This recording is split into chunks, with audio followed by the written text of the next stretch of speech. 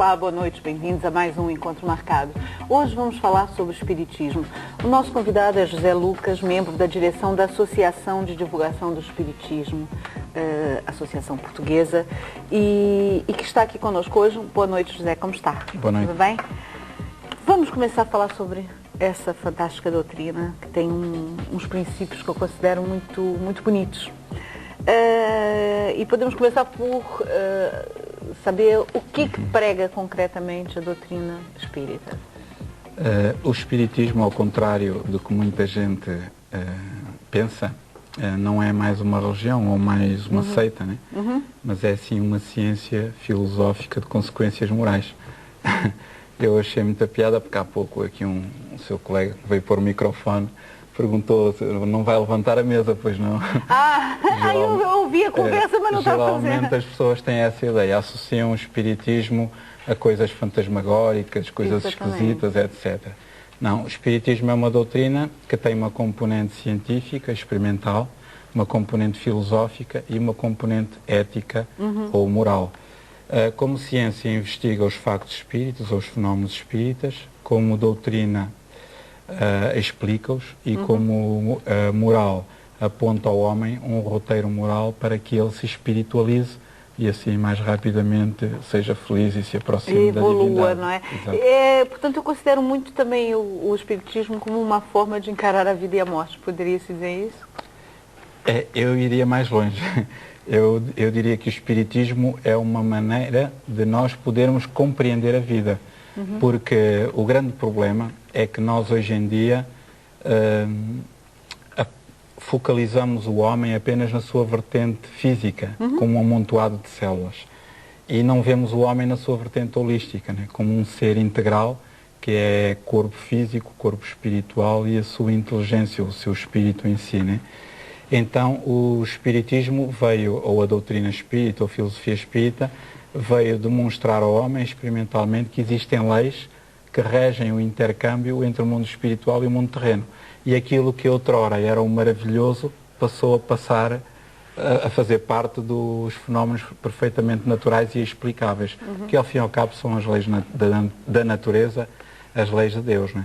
Que outrora, que eram desconhecidas, passavam a ter o epíteto de paranormais ou fantásticas ou milagreiras, etc.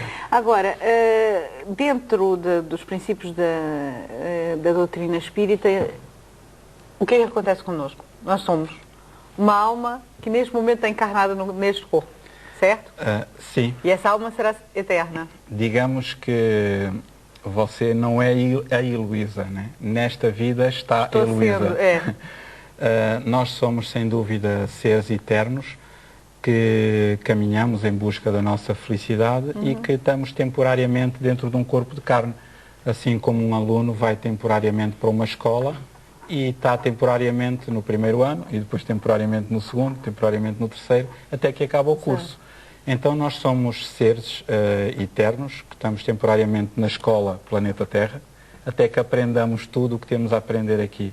E quando tivermos tirado, passa a expressão, ou a comparação, quando tivermos tirado o nosso curso aqui na Terra a nível evolutivo, então passaremos para outros planetas mais evoluídos, onde teremos o ensejo de aprender outras coisas, não só a nível ético, como a nível científico, evoluindo sempre dentro daquele binómio, não é, da intelectualidade e da espiritualidade. E nesse caso, como mencionou aqui já no início do programa, fenômenos que anteriormente eram considerados coisas...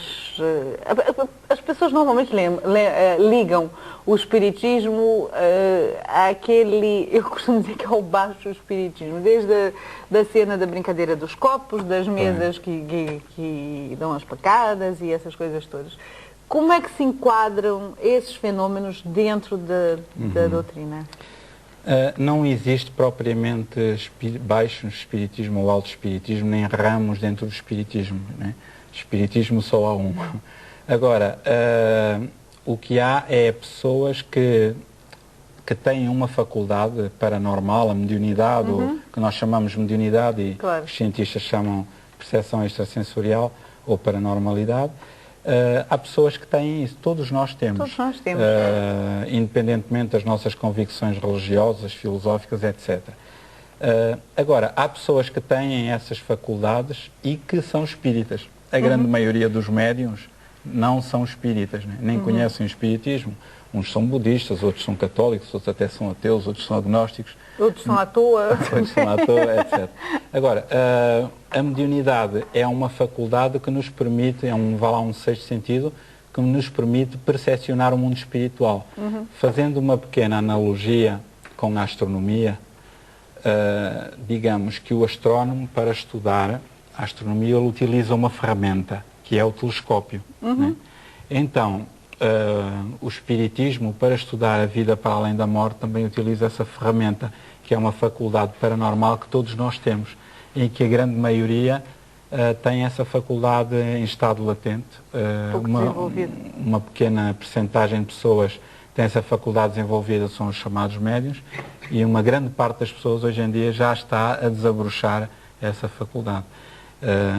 Eu achei curioso, há uns anos, lendo numa revista, na Notícias Magazine, por acaso até tenho aqui, de um professor Dr. Mário Simões, que é um célebre psiquiatra português, professor da Faculdade de Medicina de Lisboa, onde ele dizia que, de facto, as associações espíritas prestavam um excelente contributo à medicina, e nomeadamente à psiquiatria, porque conseguiam lidar com uma realidade que a medicina ainda hoje não consegue. Não consegue explicar. Que é entender o porquê de determinadas situações que as pessoas vivenciam e que não se enquadram dentro dos cânones da medicina ainda materialista. E seguindo a linha de raciocínio, falando sobre mediunidade, quais tipos de mediunidade existem? Porque nem todos os médiums... Existem muitos, né? Muitos tipos de mediunidade, assim, variam, digamos, quase ao infinito, não diria, mas em grau variam. Existem, por exemplo, os médiuns videntes, são aqueles que veem os seres que estão no outro lado, que nós denominamos espíritos e que são pessoas como nós. Os médiuns audientes são os que ouvem vozes que mais ninguém ouve. Os médiuns escreventes, que são aqueles que escrevem sob a influência dos espíritos, exato. Os médiuns falantes ou de psicofonia são aqueles que falam quando estão em transe, entre outros tipos de mediunidade, médiuns de efeitos físicos, etc. Depois, dentro desses tipos de mediunidade, há vários graus. Né? Pode haver dois médiuns videntes que tenham graus diferentes, assim como pode haver duas pessoas que tenham níveis ou capacidades diferentes do olfato ou de visão, uns precisam de óculos. E existem médiuns olfativos também, não é? Existe todo um conjunto de mediunidades ou de paranormalidade. É uma coisa que pouca gente até Sim, enquadra-se mais dentro da mediunidade de efeitos físicos, onde há pessoas que têm essa capacidade de provocar esses efeitos físicos, onde porventura aparecem cheiros ou barulhos ou luzes que se apagam sozinhas. E essas coisas, esses fenômenos que a gente às vezes vê nos filmes e tudo isso, são mesmo provocados pelos espíritos? São. E repare, não é uma questão de crença. Há todo um conjunto, toda esta fenomenologia hoje em dia é investigada a nível científico. E curiosamente é investigada por cientistas que não são espíritas. Claro. E curiosamente todos esses inputs científicos que têm aparecido vêm no sentido de comprovar as teses que Allan Kardec, que foi um eminente discípulo do Pestalozzi, em meados do século XIX, 1800 e pouco, vem atestar a veracidade das pesquisas que Kardec fez. Eu tive a oportunidade tivemos a oportunidade há tempos de estar num congresso em Vigo com o professor Dr. David Fontana, que é um psicólogo inglês, é um cientista muito conceituado, que foi presidente da Sociedade de Pesquisas Psíquicas de Londres e atualmente, salvo erro, é vice-presidente. Então ele fez uma pesquisa com 4 médiums em Scone, em Inglaterra, onde recorreu a câmaras infravermelho, onde contratou um dos maiores mágicos do mundo para que não houvesse possibilidade de fraude. E então havia sessões de materializações de espíritos na presença daquelas pessoas que foram gravadas, e ele apresentou todos os seus estudos Mas materialização física? Sim, materialização temporária de mãos, que ele apertava, fenómenos luminosos, vozes. E ele apresentou todas essas pesquisas no simpósio Há Quem Além do Cérebro, organizado pela Fundação Bial, há cerca de 2 anos no Porto, onde ele afirma de maneira inequívoca que a vida continua para além da morte e que o grande desafio que se põe à ciência oficial hoje em dia é pesquisar essa área, é arranjar equipamentos que consigam captar novas vibrações, a vibração do próprio espírito em si e buscar. Temos também o caso da transcomunicação instrumental, que é o contacto com o mundo espiritual através de aparelhos eletrónicos. Exato. Até de ondas de rádio, não é? Exatamente. E essas pesquisas têm comprovado que esses fenômenos realmente existem, não é? Sim, olha, ainda há pouco tempo, nós, a ADEP, recebemos um relatório da doutora Anabela Cardoso, que é uma diplomata portuguesa em França, e também do Dr. David Fontana, que fizeram uma pesquisa em Itália, no Will Laboratory, com outros cientistas, onde utilizaram um rádio a válvulas antigo, muito velho, e mediante determinados pressupostos técnicos, que seria fastidioso estar aqui a falar, começaram a ouvir vozes. E, entretanto, o técnico de rádio foi retirando as válvulas uma a uma até desligar completamente o rádio. E apesar do rádio estar completamente desligado, aquele rádio a válvulas, ele continuou a emitir vozes de seres desconhecidos que afirmavam ser fulano, beltrano, cicrano, etc. Isso acontece também com televisões desligadas da corrente, com computadores e com todo um outro conjunto. Com computadores também? Sim, com computadores também. Mas aparecem o quê? Mensagens escritas? Mensagens aparecem, por exemplo, em gravadores ou em atendedores de chamada, também vozes de pessoas falecidas. Perdão. E depois o curioso é que, fazendo uma análise do espectro das vozes que aparecem, uma análise a nível de gráficos computarizados, esses espectros não se enquadram dentro da gama de frequência do espectro da voz humana. Vai muito para além.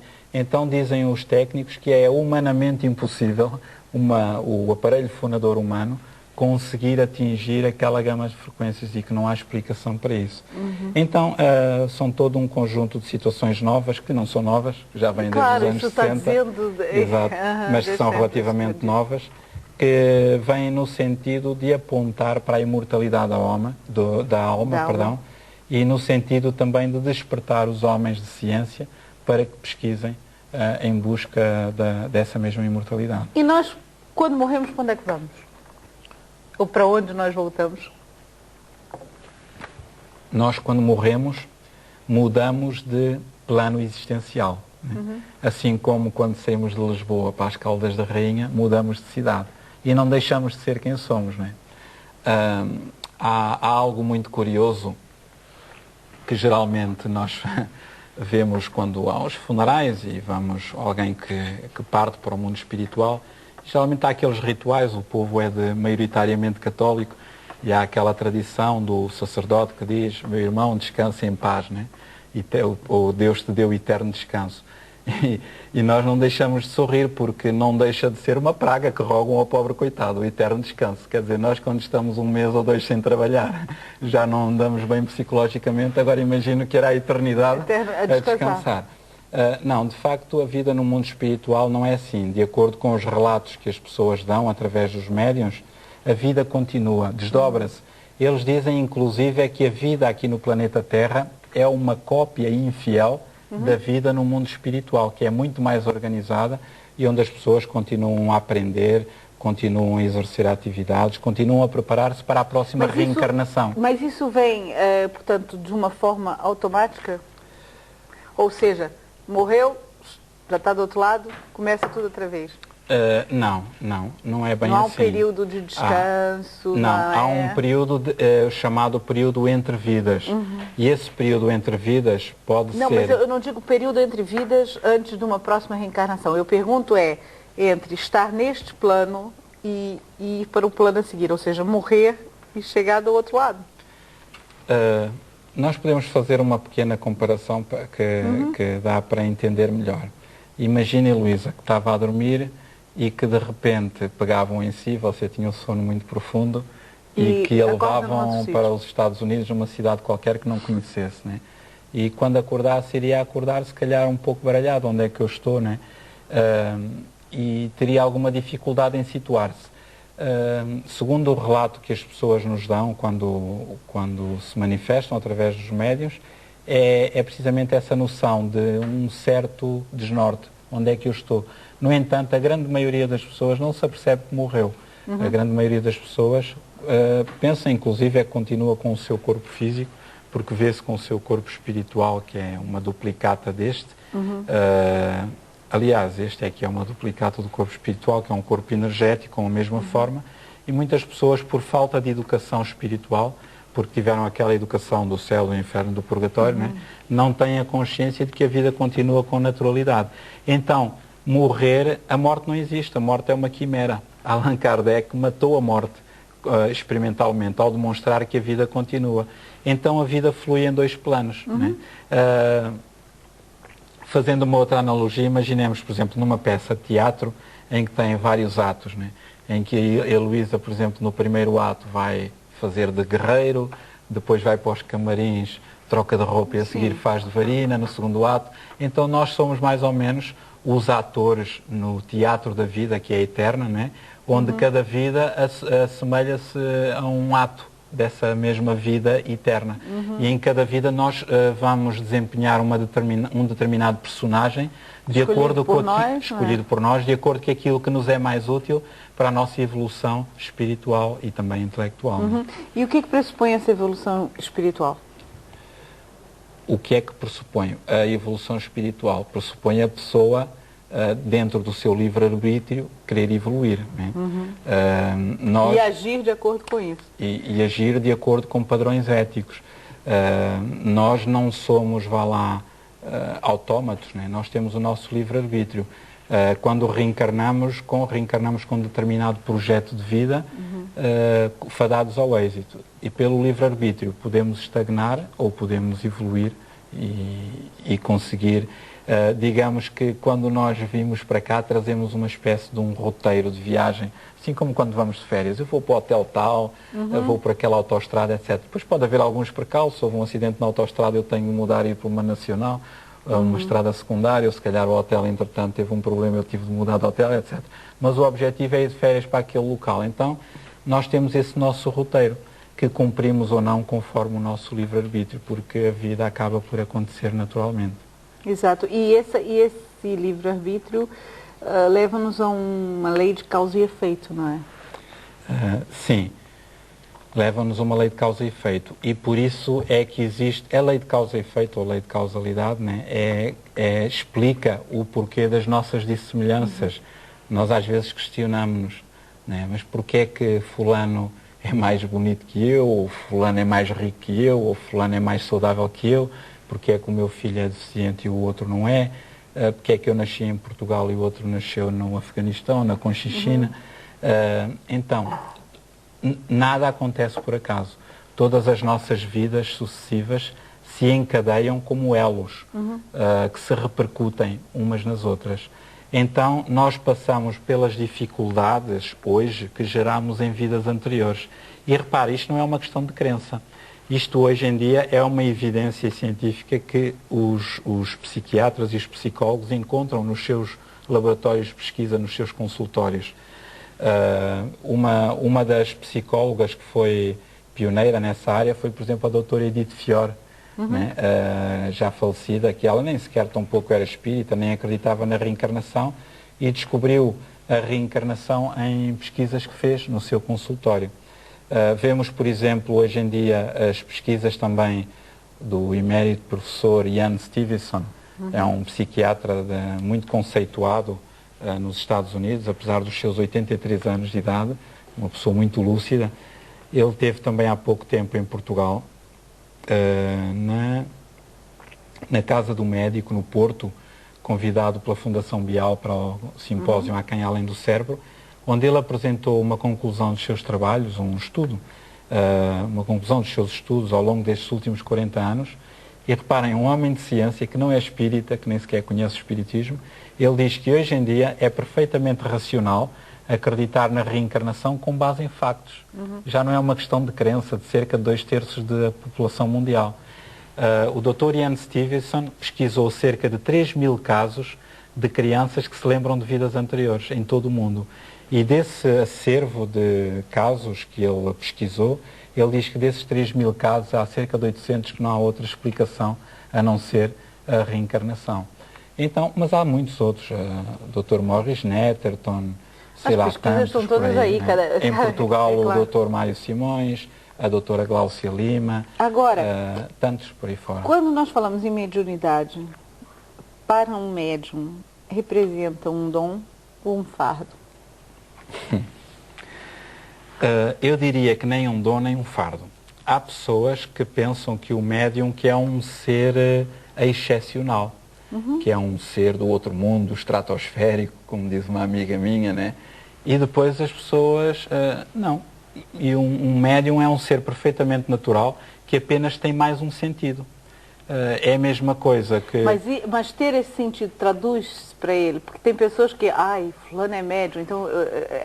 e há próprios médiums também que são assim. Mas isso eu acho que estragam-se bons médiums. Claro, isso tem a ver com o ego da pessoa. Repara, começa a sentir muito para cima. A mediunidade é uma característica neutra, como falar, ouvir, pensar. A Heloísa, com a sua capacidade de falar, pode destruir a vida do cameraman, né? Ou pode elogiá-lo, né? E facilitar-lhe a vida. Então, a mediunidade é uma capacidade neutra que nós podemos utilizar em benefício do próximo, gratuitamente, ou podemos utilizar em prejuízo do próximo. Reparem, Hitler era médium e foi um dos maiores carrascos da humanidade. Né? Então, Jesus era médium, né? E, no entanto, ele utilizava a sua mediunidade para curar as pessoas, para auxiliá-las. Então, a mediunidade é uma característica neutra que deve ser orientada de acordo com princípios éticos, no sentido do bem. Né? Agora, nunca deve ser utilizada como ganha-pão para comercializar. Ainda não, isso vamos chegar lá, mas não é só esse aspecto. Tem a ver também com o aspecto de para o próprio médium, para a sua vida. Ou seja, a partir do momento que se assume que ele tem uma missão... Missão todos temos. Ok, ninguém veio cá a passeio, eu já percebi. Mas em sentido de ter que exercer aquela mediunidade, ter que desenvolver aquela mediunidade. Não é uma coisa... Não é bem assim, não é bem assim.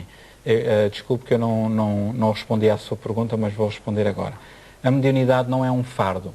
É uma característica. Vamos recorrer a uma outra comparação. Imagina a Heloísa, que era cega de nascença.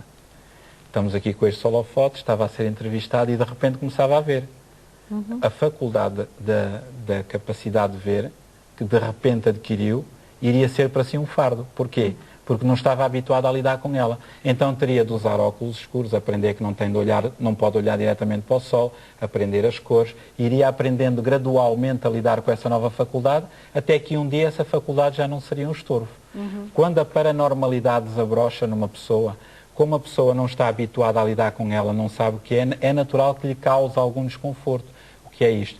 A pessoa vai a um determinado psicólogo, psiquiatra ou médico, às vezes é intoxicada com antidepressivos desnecessariamente, até que um dia vai ter um centro espírita. Exatamente. E aí a pessoa percebe-se que é tão normal como outra pessoa, que apenas tem uma faculdade que, felizmente, já há muitos médicos que conhecem o espiritismo e essas faculdades e que orientam as pessoas. Mas a mediunidade pressupõe, um médium que exerça a sua mediunidade, que trabalhe num centro espírita, tem que ter alguma disponibilidade, não é como eu, futebol, e quando apetece. E tem que ter uma abertura muito grande, porque vocês têm um trabalho de amor e de doação muito grande. Exige algum espírito de sacrifício e de renúncia, né? Então está a ver, como eu estou a dizer.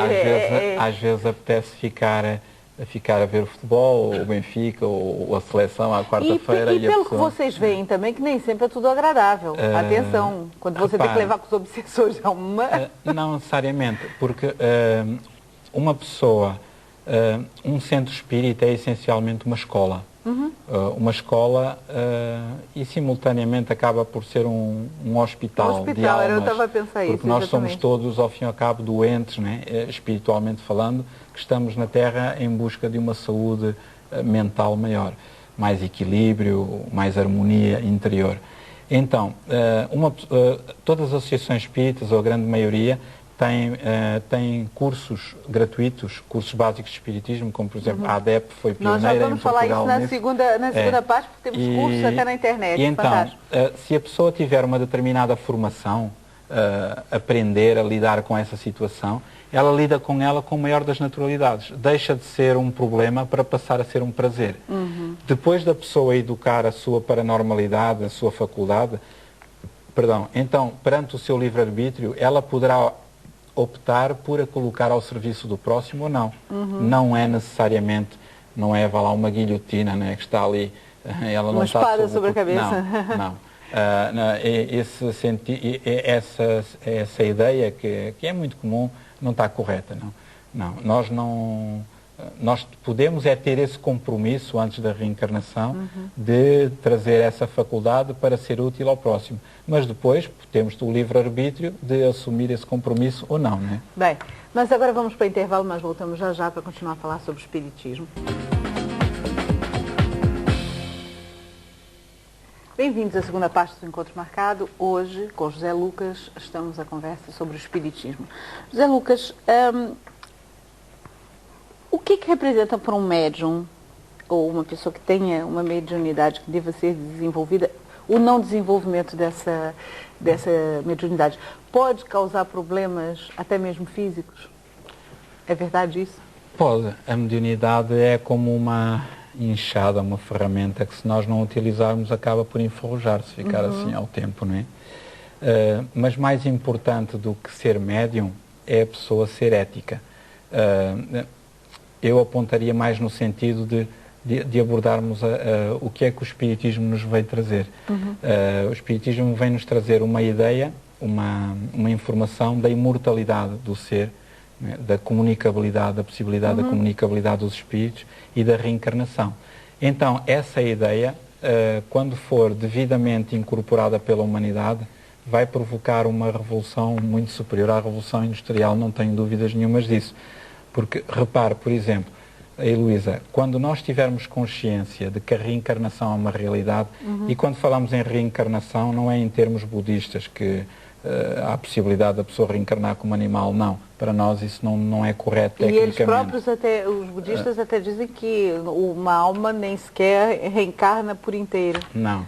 Se fragmenta e somos... Com o devido respeito, nós temos uma outra concepção da reencarnação, em que o ser humano está numa sequência evolutiva. Né? Então, se ele está no estádio hominal, ele não retrogradará. Né? Ele vai sempre reencarnar como ser humano. Pode reencarnar numa situação mais difícil, karma mais leve ou mais pesado? Numa situação mais fácil. Mas para desenvolver a mediunidade, é porque eu ouço às vezes pessoas dizem... Desculpe lá que eu perdi-me. E é só dizer, repare, quando nós tivermos consciência da realidade da reencarnação, todo um conjunto de situações que criam sofrimento no planeta, que criam problemas, que geram guerras, deixam de existir.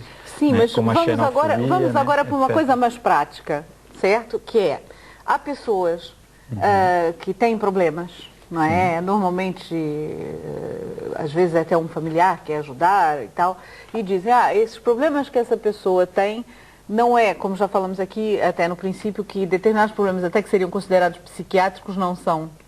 Não é? Eu até costumo dizer que todo hospital psiquiátrico devia ser dirigido por um psiquiatra, por um bom médium e etc. e tal. Alguém que tivesse um espírita, certo? Que tivesse uma visão diferente. Agora, há possibilidade desse não desenvolvimento ou de ter essa capacidade, por exemplo, de captar energias negativas, de captar coisas que o façam se sentir mal?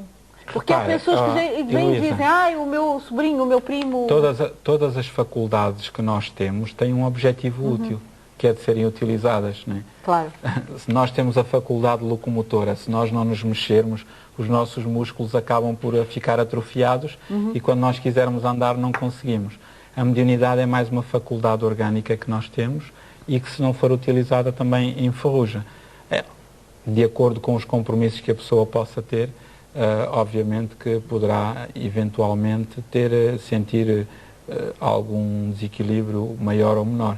Mas o importante é que a pessoa se torne uma pessoa ética, uma pessoa moralizada, claro. né? Correta agora, no seu dia-a-dia. Mas, por exemplo, a pessoa às vezes tem esses dons, certo? De uma forma que eu chamo bruta, não está lapidada. O que nós aconselhamos é que a pessoa se dirija a um centro espírita idóneo. Para desenvolver, não para desenvolver, não é o termo correto, para educar. Educar, exatamente. Para aprender a lidar com a isso, faculdade, para que não seja a faculdade a dominar a pessoa, mas a pessoa a dominar essa faculdade.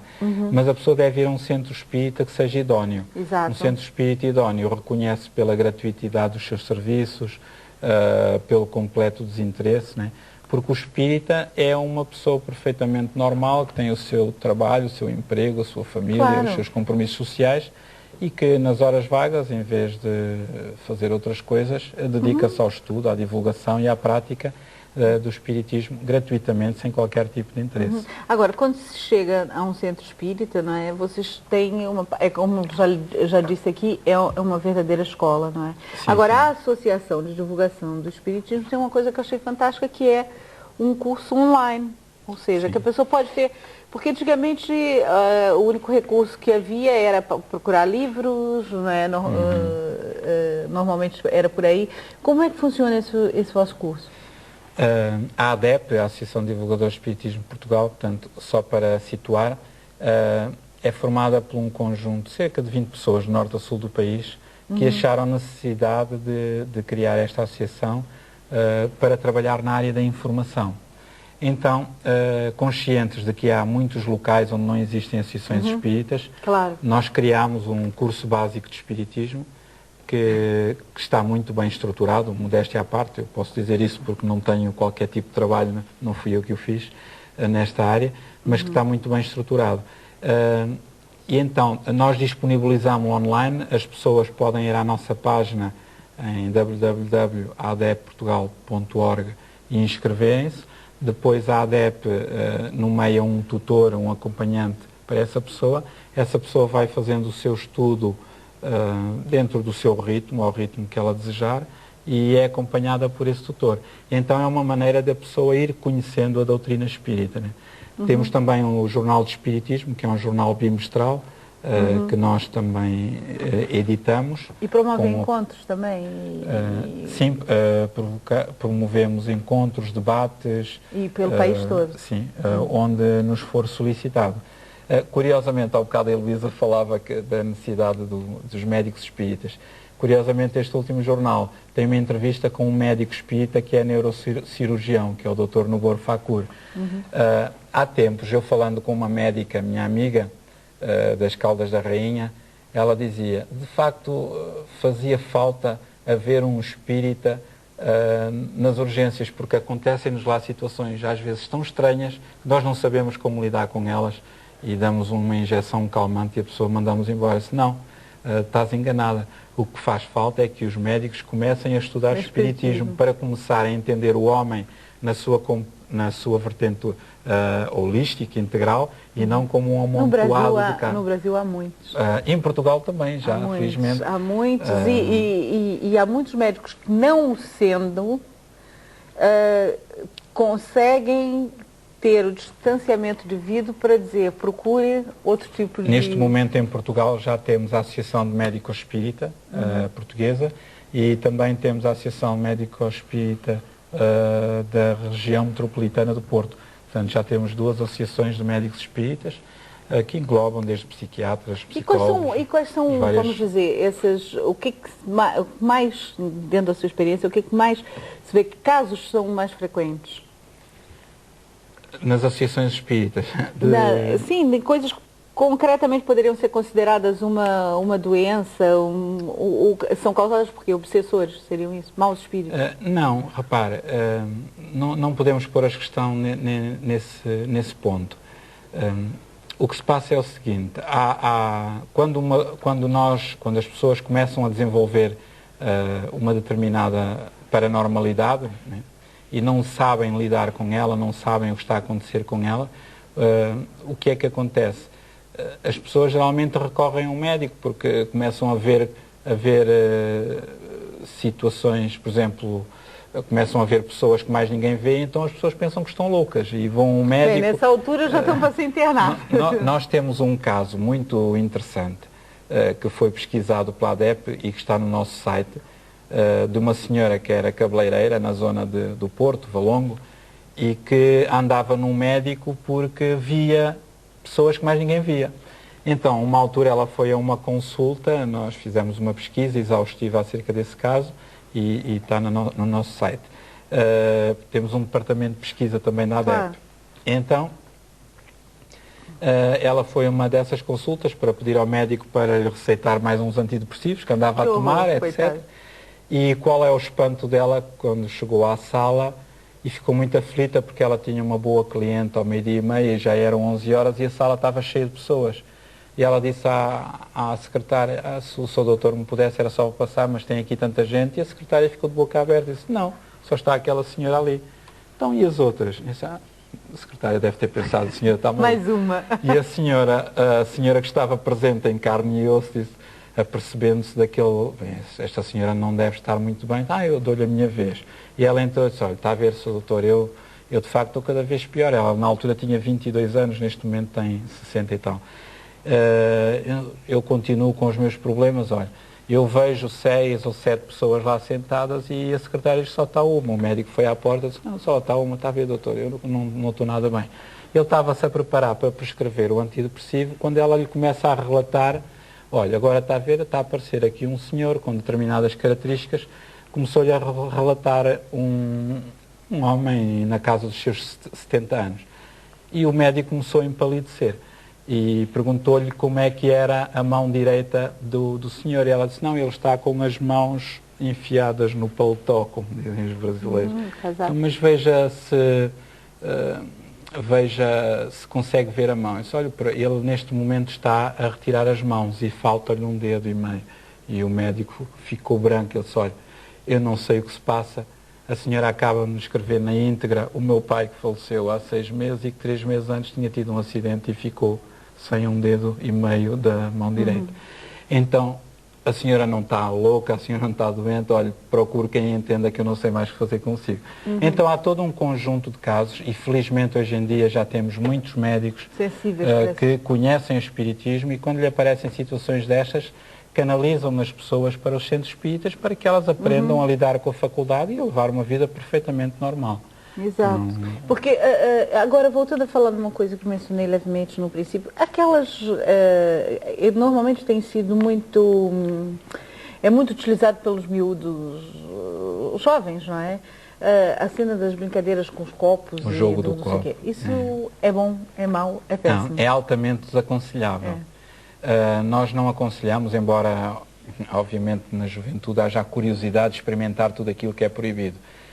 O jogo do copo é uma reunião mediúnica de intercâmbio com o mundo espiritual completamente desorganizada e desprotegida, onde muitas vezes correm riscos graves, né? E, inclusive é que podem afetar a sanidade psicológica da pessoa. O que nós aconselhamos aos jovens que se interessem pelo espiritismo é que se integrem num centro espírita, que estudem, que se integrem e que depois passem a frequentar as reuniões espíritas, inclusive aos grupos jovens, aos encontros nacionais jovens espíritas e todo um conjunto de atividades que eles podem perfeitamente desempenhar. A prática da mediunidade não é perigosa desde que seja feita dentro do parâmetro de segurança que, por exemplo, Allan Kardec definiu muito bem no livro dos médiuns, que é onde estão compilada a componente científica experimental do espiritismo. É tal e qual como estar num laboratório. Estou num laboratório de física. Se eu souber que aquele reagente não se pode misturar com o outro, eu não corro risco nenhum. Se eu desconhecer, eu corro o risco de me queimar ou de pegar. Os próprios médiums, por mais evoluídos e experientes que sejam, têm que se proteger para não sair dali levando coisas que não são deles, não é? Não é bem assim. Já está, eles já estão imunes? O médium é apenas mais alguém, é apenas uma pessoa que consegue percepcionar o mundo espiritual, consegue. Mas, por exemplo, você está numa sessão espírita, não é, como médium, vai atender uma série de pessoas e tudo isso. De repente ali tem pessoas que chegam com cargas muito negativas, certo? Como o médium que já está, vamos dizer, tratado, que já está educado, A gente no Brasil usa muito a palavra tratado. Ele já tem uma proteção? Não, repara, Heloísa, isto são mais, vamos fazer mais uma pequena analogia. Isto são mais ou menos, passo o grotesco da situação, como aos cheiros, né? Se eu tiver um perfume, se trouxer um perfume muito bom e se chegar à sua beira, você fica inebriada com o meu perfume. Ai, que perfume tão bom, né? E quando eu me afastar, deixa de sentir aquele perfume. Exato. Então, o médium é alguém que percepciona a presença de outro ser, que está ou em equilíbrio mental ou em desequilíbrio mental. Se esse ser espiritual, essa pessoa está equilibrada, o médium sente uma sensação de prazer, de êxtase, de bem-estar.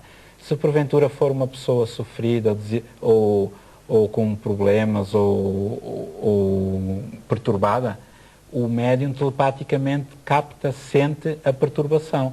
E ele sabe, olha, o que a pessoa está perturbada e que sente, ou que tem este problema, ou que sente, que tem aquela dificuldade, ou nesta parte do corpo, ou naquela. Mas é uma situação temporária que, após o transe mediúnico, passa naturalmente. Eu gostava de referir, inclusive, em Portugal, nestes últimos 2 anos, houve uma médica psiquiatra em Portugal, a doutora Gláucia Lima, que fez um estudo financiado pela Fundação Bial, precisamente com médiuns, no sentido de verificar se a mediunidade ou a percepção extrasensorial se é uma faculdade normal ou se é uma patologia. Né? E então é interessante as conclusões a que ela chega, depois de pesquisar com médiuns, fazer vários exames, quer no estado de vigília, quer no estado de transe, em que ela refere que a mediunidade é uma faculdade como outra qualquer, como praticar sexo, ou como ouvir, ou como falar, ou como cheirar. Agora, todos nós temos um guia? Sim. Todos nós temos um guia. E como é que ele se liga a nós ou nós nos ligamos a ele? Através da mente, aquilo que nós chamamos a voz da consciência. Né? O guia não é mais do que alguém, é um ser mais evoluído do que nós espiritualmente, que tem a função de nos orientar na Terra. Mas essa relação é estabelecida antes de nós nascermos? Ou sim, depois? Antes de nós nascermos, sim. Um guia funciona mais ou menos como nós funcionamos em relação aos nossos filhos, que ainda são menores, não é? Eles sabem aquilo que nos convém. Muitas vezes nós dizemos, quando as coisas correm bem, que sorte, eu fui muito esperto, fui muito inteligente, porque eu fui por ali, e não nos apercebemos que estamos a ser intuídos, guiados por esse benfeitor espiritual. Não é? Curiosamente, quando as coisas correm mal, a responsabilidade nunca é nossa, é sempre dos espíritos. Dos espíritos. E os espíritos têm as costas largas. Não é? Olha, diga-me uma coisa, dentro da religião católica fala-se muito no anjo da guarda, seria esse anjo da guarda? Não é bem assim, porque o conceito de anjo dos católicos é um ser privilegiado e para nós espíritas não existem os anjos. Né? Os anjos seremos nós um dia quando formos seres purificados pelo estímulo, pelo nosso esforço próprio, e os diabos também somos nós quando praticamos o mal, quando matamos, quando pomos bombas, quando prejudicamos o próximo, etc. Quando pensamos mal, não é? E diga-me uma coisa, existem lugares mal assombrados? Existem lugares mal frequentados. Isso existem muitos. Não só cá na Terra, por pessoas de corpo, de carne e osso, mas também, mas isto é óbvio. Repare, Heloísa, a vida no mundo espiritual é um desdobramento desta. E muitas vezes nós temos aquela ideia, ai, coitado, a pessoa morreu, passou de mal da fita, era tão boa pessoa, coitada. Né? Não, continua a ser mal da fita, apenas mudou de casa. Né?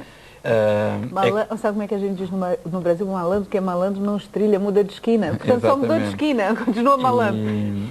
Eu já não me recordo, foi da pergunta que não, se existem lugares mal assombrados. Então, o que é que acontece? Nós aqui na Terra, no plano carnal, entramos em sintonia com as pessoas que pensam como nós. Né? Obviamente que se nós formos ao Estádio da Luz num jogo de futebol, certamente que vão estar lá muitas pessoas falecidas que ainda estão presas aqui à matéria e que são viciados no futebol. Se formos a um pub ou um bar, estão lá muitas pessoas fora do corpo de carne que estão viciadas naqueles ambientes. Se formos a um centro espírita, estão lá pessoas que se interessam em aprender ou a evoluir e trabalhar naquela área. No mundo espiritual, nós continuamos a desempenhar as tarefas de acordo com a nossa orientação mental, de acordo com a nossa vocação interior, de acordo com a nossa predisposição interior. Mas e quando acontece isso? Dizem, aquela casa ouvem barulhos estranhos às vezes pode acontecer. Ainda bem que me deixa, passa a redundância, porque há pouco tempo investigámos um caso muito interessante aqui nos arredores de Lisboa, perto de Sintra, um caso de poltergeist, em que apareceu-nos um casal a pedir ajuda. O que é poltergeist? Poltergeist, ao fim e ao cabo, era uma casa onde havia arremesso de objetos, barulhos, movimento de objetos que ninguém tinha mexido. Enfim, o poltergeist é espírito barulhento, traduzindo assim um pouco à letra, né? Então, esse casal foi pedir ajuda lá no Centro de Cultura Espírita nas Caldas da Rainha, onde também temos o privilégio de colaborar, e fomos investigar esse caso. Levámos connosco o diretor de pesquisa da ADEP, que é o engenheiro Francisco Curado, que é um cientista, o Vasco Marques, que é um técnico de informática, e duas professoras, uma de Fisicoquímica e uma outra professora que também investiga os fenómenos espíritas. Então fomos lá, vimos algumas situações que não tínhamos, que nunca tínhamos visto, como o arremesso de moedas. Mas os fenômenos aconteceram quando vocês estiveram lá? Entretanto, em outras situações que nos deslocámos, numa outra situação. Mas nesse de Sintra, não é Sintra que me disse que era, afinal, o que é que provocava esses fenômenos? Já vamos contar. Então, fomos numa outra altura em que eu convidei um colega meu de trabalho, que é cético, em relação a isso, disse, olha, tu és a pessoa ideal para ir ver um fenómeno uma moeda na testa para ver se acredita. Por acaso não foi moeda, foram pedradas. Mas levou, não levou? Não. Fomos recebidos à pedrada e as pedras choviam de todo lado, é uma casa isolada, não havia ninguém à volta. Tanto eram arremessadas contra o portão, contra o muro de chapa, como caíam na vertical sem que ninguém... pedras, botões, moedas, cavilhas das janelas que estavam dentro de casa e não estava ninguém dentro de casa, de tal modo que eu e ele combinámos, olha, de certeza que há ali brincadeira dos donos da casa, então tu vais tomar conta do senhor e eu vou tomar conta da esposa e vamos andar sempre atrás dele, de maneira que não vai haver hipótese de fraude. E nós tomamos conta deles ao minuto ou ao segundo e os fenómenos aconteciam e de facto não havia, eles estavam assustadíssimos com aquilo. Conseguimos comprovar, inclusive, na GNR, a GNR tinha lá uma queixa contra terceiros, que eles na altura pensavam que era o exterior, o próprio jipe da GNR foi apedrejado. Isso, eu sou muito irreverente. Conseguimos, inclusive, entrevistar um padre, que eles tinham na altura pedido a um padre católico, um sacerdote católico, amigo da família, para ir benzer a casa.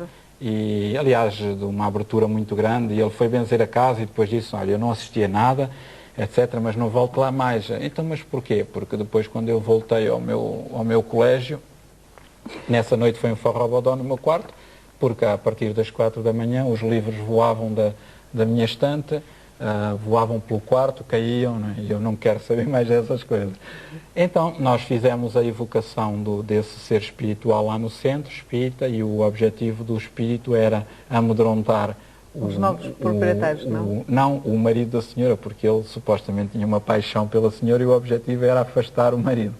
Né? E depois de ser esclarecido, esses fenómenos foram desaparecendo lentamente e felizmente hoje a família pode viver em paz. E depois do ser esclarecido, houve o que? Uma doutrinação desse espírito, sim, não é? Que é feita, o que seria uma base na base da conversa, não é isso? Sim. Esse ser manifesta-se através de um médium que tenha capacidade de fala, né? Ou de psicofonia, e pronto, e é-lhe feito ver que ele está num outro plano existencial e que tem toda a vantagem em seguir aprendendo novas coisas para que um dia possa voltar à Terra. José, nós estamos mesmo no fim do programa, mas gostaria de dizer de perguntar ainda, deixar uma questão, como é que é visto hoje o espiritismo em Portugal? Porque vocês foram aferrolhados durante muitos anos, não é? Era proibido, era feio, era mau, era tudo, não é? O espiritismo foi de facto perseguido pelo Estado Novo, no tempo de Salazar, e aliás ainda não houve 25 de Abril para um movimento espírita português, não? Porque os bens que foram confiscados pelo Estado Novo ainda não foram devolvidos. Exato, a sede da Federação Espírita Portuguesa, portanto, e bem como outros bens. Mas o espiritismo hoje em dia é visto em Portugal com muita seriedade. As pessoas finalmente entenderam que o espiritismo não tem nada a ver com superstição, crendices, bruxarias, com charlatães que põem anúncios nos jornais e que dizem que curam tudo e mais alguma coisa, com consultas, com ganhos de dinheiro, não. O espiritismo é algo de muito sério, que tem a ver com pesquisa, tem a ver com ciência, filosofia e moral.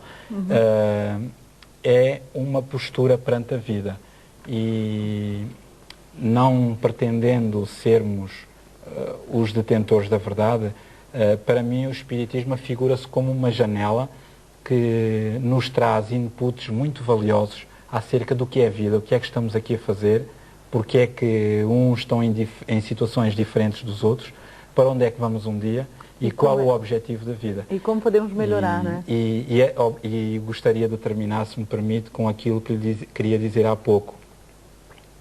No dia em que nós interiorizarmos estes conceitos, a vida no planeta Terra vai mudar. E vai mudar porquê? Porque no dia em que eu souber que eu vou reencarnar, vou voltar à Terra, eu, sendo por hipótese industrial, deixo de poluir os rios. Porque eu sei que vou voltar e vou encontrar o rio poluído, já não vou poder tomar banho. No dia em que eu entender que eu posso reencarnar como negro, eu vou deixar de ser racista. Porque eu vou entender que eu reencarno como negro ou como branco de acordo com as minhas necessidades evolutivas e que os espíritos não têm cor. No dia em que eu entender que eu posso reencarnar na China, na Rússia ou na América ou em Espanha, a xenofobia também deixa de fazer sentido. E no dia que eu entender que eu posso reencarnar como homem, como mulher ou como mulher de acordo com as minhas necessidades evolutivas, passa a deixar de fazer sentido também as diferenças sexuais. No dia em que eu entender que eu posso reencarnar como pobre, rico ou remediado, deixam de fazer sentido as diferenças sociais. Ou como homossexual, não é? Exatamente. Também? Então essa vai ser a grande revolução da humanidade no sentido de uma maior fraternidade, de um maior equilíbrio social, de uma maior pacificação social. Esse é o objetivo do espiritismo e se nós pudermos contribuir para isso, já teremos dado por bem aproveitada a nossa reencarnação. Apesar de todos os nossos defeitos e todas as nossas poucas virtudes não é? limitações. José, muito obrigada. Continuem com o vosso trabalho, que é muito bonito e muito elucidativo, porque eu acho muito importante que as pessoas... porque ouve-se falar de tanta coisa, mas eu acho que é importante as pessoas terem acesso ao conhecimento dessas tantas coisas para poder avaliar e conhecer melhor e saber melhor. Nós voltamos na próxima semana para mais um encontro marcado e você estará conosco de certeza. Até lá. Muito obrigado.